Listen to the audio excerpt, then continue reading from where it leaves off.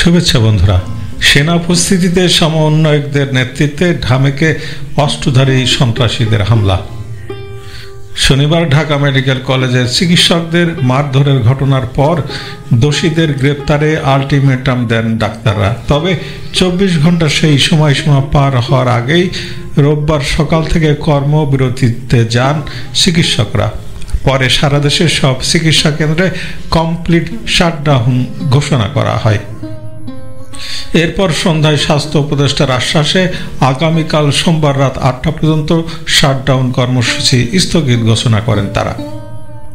কিন্তু এর মধ্যেই সেনা উপস্থিতিতে সমন্বয়কদের নেতৃত্বে ঢামেকে অস্ত্রধারী সন্ত্রাসীদের হামলার ঘটনা ঘটেছে। চিকিৎসকদের কমপ্লিট শাটডাউন স্থগিত নিয়ে ধূম্রজাল। প্রতি চিকিৎসকদের জন্য একজন নিরাপত্তা কর্মী না থাকলে জরুরি সেবা না দেওয়ার ঘোষণা দিয়েছে ঢাকা মেডিকেলের আন্দোলনরত চিকিৎসকরা।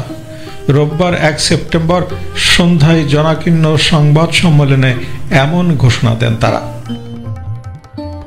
এর আগে কর্মবিরতি বা কমপ্লিট শাটডাউন কর্মসূচি স্থগিত করেছেন চিকিৎসকরা। এমন ঘোষণা এসেছিল, বলা হয়েছিল সোমবার 2 সেপ্টেম্বর রাত 8টা পর্যন্ত কর্মসূচি স্থগিত করেছে তারা। এই সময় চিকিৎসকদের উপর হামলাকারীদের 24 ঘন্টার মধ্যে গ্রেপ্তারের আশ্বাসও দেন স্বাস্থ্য উপদেষ্টা। বলেন, এরই মধ্যে চিকিৎসকদের নিরাপত্তায় ঢাকা মেডিকেলে 2 প্লাটুন বিজিবিও মোতায়েন করা হয়েছে। স্বাস্থ্য উপদেষ্টার এমন ঘোষণার কিছুক্ষণ পরেই আবার ব্রিফ করেন আন্দোলনরত চিকিৎসকরা।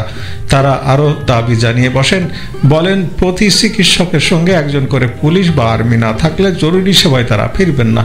এছাড়া 7 দিনের মধ্যে চিকিৎসক সুরক্ষা আইনের দাবিও জানান তারা। বলেন, এখনই যদি 1-to-1 সিকিউরিটি প্রতি চিকিৎসকের জন্য একজন নিরাপত্তারক্ষী নিশ্চিত করা হয়, এখন থেকেই সেবা কার্যক্রম শুরু হবে, না হলে তারা কাজে ফিরবেন না।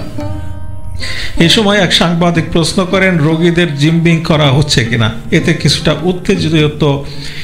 কিছুটা উত্তেজিত হয়ে পড়েন গণমাধ্যমের মুখোমুখি চিকিৎসকদের কেউ কেউ। বলেন, যেভাবে হামলা হচ্ছে ডাক্তারদের জীবনের নিরাপত্তা আপনি দেবেন?